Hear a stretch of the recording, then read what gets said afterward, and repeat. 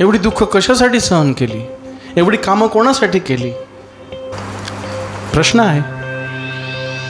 पण प्रभू त्याच्या विरुद्ध सांगतो, तू पहिली प्रीती सोडलेली आहेस. तू माझं नातं सोडलेलं आहेस. तू माझं ऐकत नाहीस. तू स्वतःच्या बळाने करायला पाहतोस. स्वतःच्या ताकदीनं ह्या सर्व गोष्टी करतोस.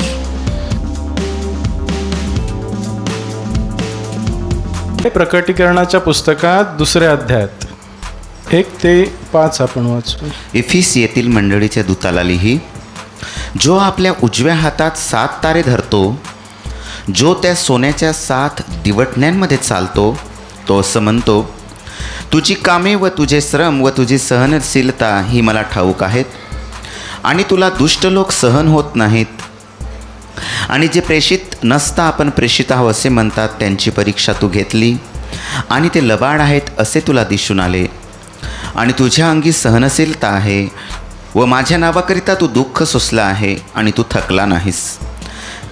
तरी माझ्याजवळ तुझ्याविरुद्ध हे आहे की तू आपली पहिली प्रीती सोडली आहे. म्हणून तू कोठून पडलास ते आठीव, आणि पश्चाताप करून पहिली कामे कर. नाहीतर मी तुझ्याकडे येईन, आणि तू पश्चाताप न केला तर तुझी दिवटणी तिच्या ठिकाणातून काढेन.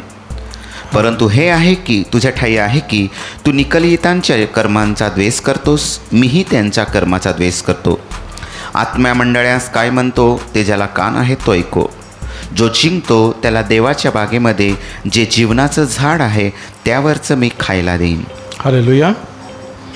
इथे इफिस्कराच्या मंडळीच्या दूताला लिहिलेलं आहे. इतके सगळे चांगले गुण त्या मंडळीमध्ये होते. चांगले आहेत की नाही?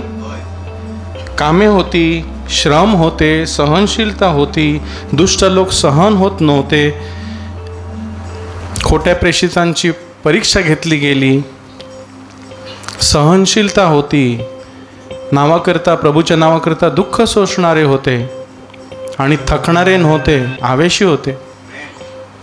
किती चांगल्या गोष्टी होत्या. आहेत ना चांगल्या गोष्टी. परंतु प्रभू काहीतरी सांगतो की तरी माझ्याजवळ तुझ्याविषयी, तुझ्या विरुद्ध हे आहे की तू आपली पहिली प्रीती सोडली आहेस. मग आता प्रश्न पडतो, एवढ्या साऱ्या गोष्टी त्यानं केलेल्या आहेत, प्रभूच्या नावासाठी दुःख सहन केलेलं आहे, तरी प्रभू म्हणतो तू माझी पहिली प्रीती सोडलेली आहेस. मग ह्या गोष्टी कशा केल्या? कोणासाठी केल्या? कशा सहन केल्या? एवढी दुःख कशासाठी सहन केली? एवढी कामं कोणासाठी केली? प्रश्न आहे. पण प्रभू त्याच्या विरुद्ध सांगतो, तू पहिली प्रीती सोडलेली आहेस. तू माझं नातं सोडलेलं आहेस. तू माझं ऐकत नाहीस. तू स्वतःच्या बळाने करायला पाहतोस. स्वतःच्या ताकदीनं ह्या सर्व गोष्टी करतोस. तू माझ्यावरील प्रीती सोडलेली आहेस. वचन 5 म्हणतं, तू कोठून पडलास ते आठव. तू माझ्या नात्यातून कधी दूर झालास. मला विचारायचं तू सोडून कधी दिलंस? पहिलं तू मला विचारत होतास. कोणती गोष्ट करण्याआधी तू मला विचारत होतास. सकाळी उठल्यावरती तू माझ्यापाशी बसायचास,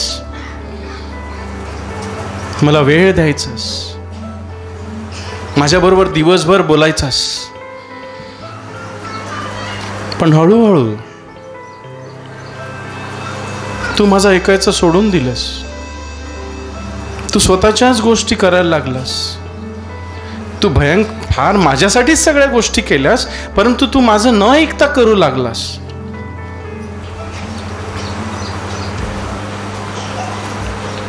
हा काय तसंच आहे ना?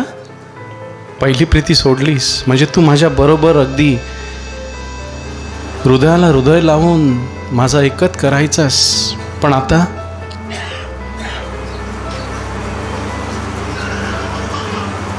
तू स्वतःच्या शक्तीनं करू पाहतोस. तू पहिली प्रीती सोडलेली आहेस. म्हणून काय कर, तू कोठून पडलास ते आठव.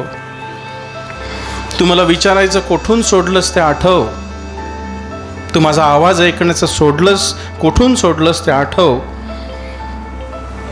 आणि पश्चाताप करून आपली पहिली कामे कर. पश्चाताप कर आणि माझ्याकडे ये, माझ्या पायाशी बस. नाहीतर मी तुझ्याकडे येईन. तू पश्चाताप केला नाही तर तुझी दिवठणी मी तुझ्या त्या ठिकाणाहून काढीन. बापरे, एवढं सगळं करून, प्रभूसाठी करून, कोणासाठी केलं त्याने? दुःख कशासाठी सोसलं? कामं कोणासाठी केली? लोकांना बरं कोणासाठी केलं? तरीही प्रभू सांगतो तुझी दिवटणी मी काढून टाकीन. भयंकर आहे. कधी विचार येतो? कधी विचार करतो आपण की प्रभूच्या नात्याशिवाय जे काही मी करतो ती निर्जीव कामं जळली जातील? नाही, धसकट लाकूड आणि भुसा जळला जाईल, पण सोनं, रूप आणि मौल्यवान मोती अग्नीमध्ये राहतील.